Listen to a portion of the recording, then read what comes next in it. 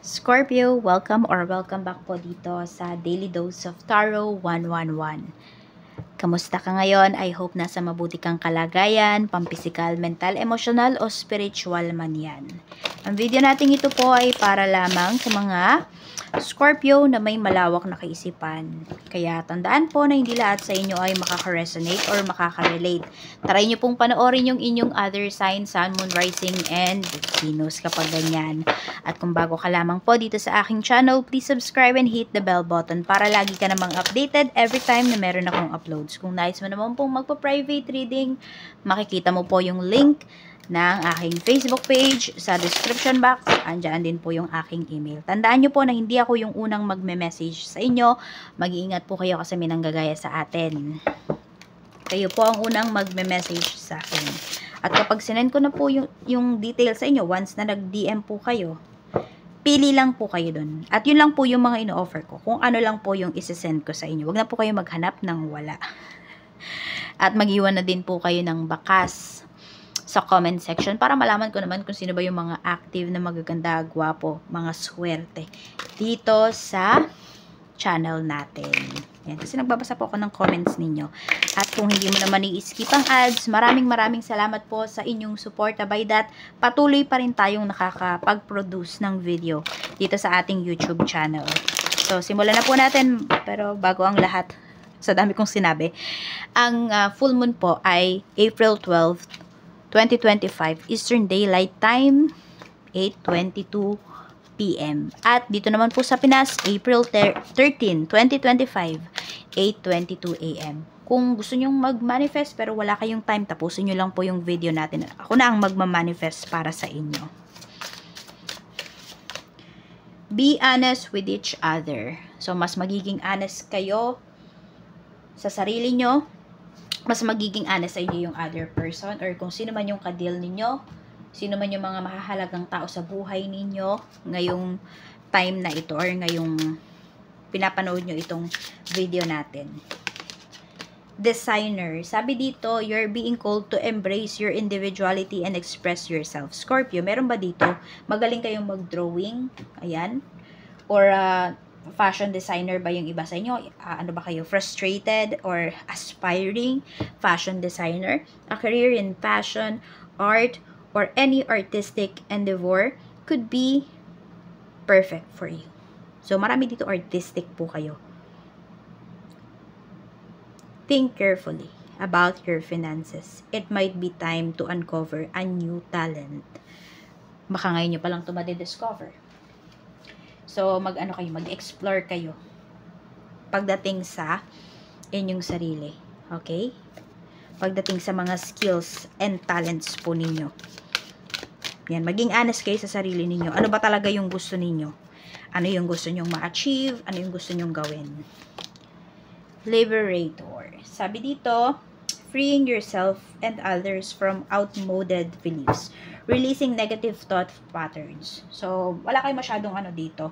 Negative na maiisip ngayong full moon. Kasi, nagpapakatotoo kayo sa sarili ninyo eh. Nire-release nyo yung sarili nyo dun sa mga dating paniniwala. Or sa mga paniniwala na hindi na nagmamatter sa life ninyo ngayon. At ayun nga, hindi mo lang napapalaya yung sarili mo dun sa pagiging totoo mo, kundi pati yung ibang tao, yung expectations nila sa'yo, yung mga ganyan. Tingnan natin yung energy mo during full moon. We have 9 of Pentacles. Ang ganda ng energy mo. Ano din dito eh. Very luxurious yung energy mo. Parang alam yung kahit ano yung isuot mo, kahit ano yung dala mo, nagmumukha kang mayaman. Yung iba sa inyo, pwedeng mayaman talaga kayo. Meron naman dito, hindi naman kayo kayamanan, pero pag nakita kayo ng ibang tao, yun kaagad yung naiisip nila sa'yo. Ayan. Madami ka ditong, mga dealings. Madami kang magiging pera. Yun yung nakikita ko sa'yo dito. Masaya ka. Kung meron kayong mga inaayos pala dito, mga benefits, or kung ano man tong mga dreams ninyo, or mga goals ninyo, na nasa mga kamay nyo na ha, mas pagbubutihin nyo pa. May i-enhance kayo rito. Or pwede rin, baka may magpapa-enhance dito. ng physical features po ninyo. Wala namang masama dun kasi pera nyo naman yung ginagastos nyo. Tignan natin. Ayun, pwedeng may insecurities kayo rito na, yan, magiging honest kayo sa sarili ninyo at gagawa ninyo ng solusyon para mabawasan or mawala yung insecurities na yun. Sabi nga, di ba, magiging honest ka talaga dito sa sarili mo. Kung gusto mo magpa-enhance, di ba?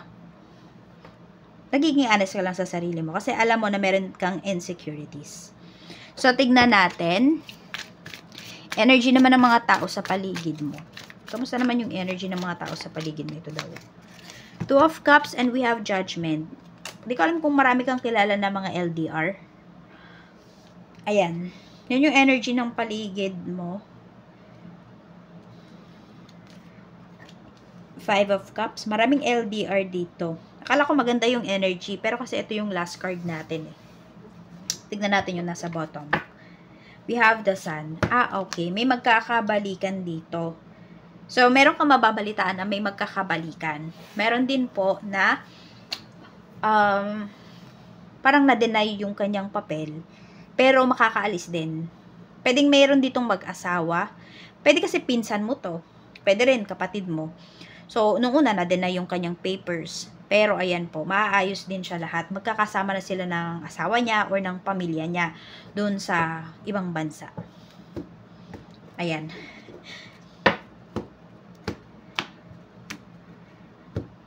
Pwede rin energy mo yan. Hindi yan energy ng ibang tao.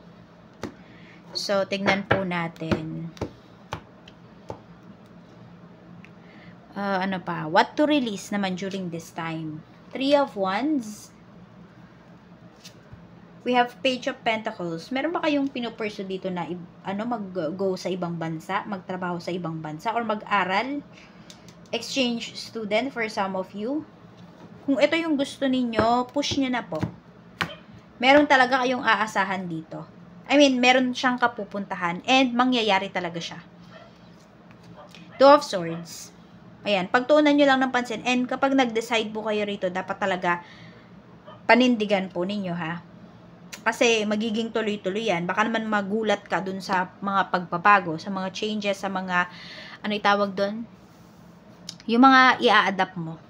Ay, nakalimutan ko ano yun, pero nandun naman yung thought. So, tignan natin. What you can expect during this time. Six of Pentacles. Maraming mabait sa'yo dito. Kasi nga nagiging honest ka sa sarili mo eh. Madaming tao dito na ma-appreciate yung honesty mo. Six of Swords. Bagong trabaho, yan yung pinapakita rito. Bagong simula. We have Knight of Pentacles. Pero more on work talaga yung pinapakita sa'yo rito. So, pwedeng may new talent ka talaga na ma-unlock. Meron din bagong trabaho.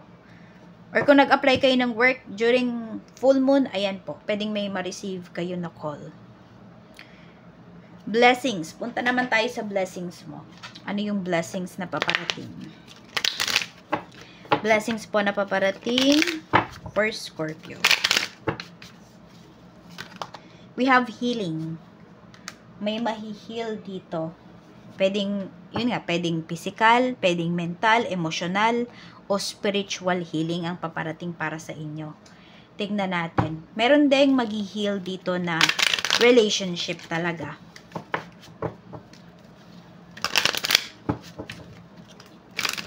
Ayun nga, yun, yung umpisa niyan, yung magiging mas honest kayo sa isa't isa.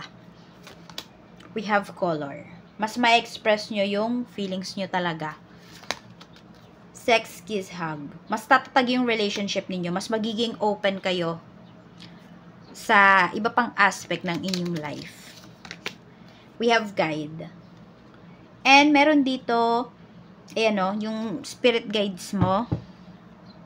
Pwedeng mapaginipan mo. We have alien. So, kung may nagbabalak nga po dito talaga ng mga ibang bansa, kahit ano man yung ano man yung purpose ninyo sa pangingibang bansa, mangyayari po yan. Tuloy nyo na po. So, ayan lang po ang mensahe para sa inyo, Scorpio. At, eto, meron ba kayong wish? Meron kayong gustong i-manifest? I-manifest na natin yan. One wish lang po, one manifestation lang. Banggitin mo 3 times.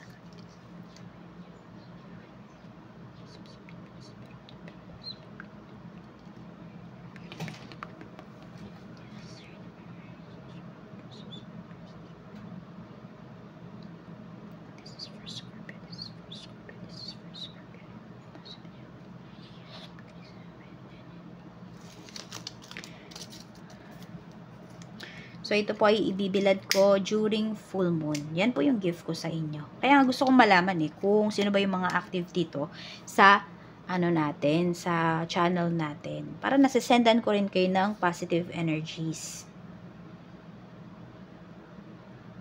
Maraming salamat, Scorpio. More blessings to come and see you on my next video.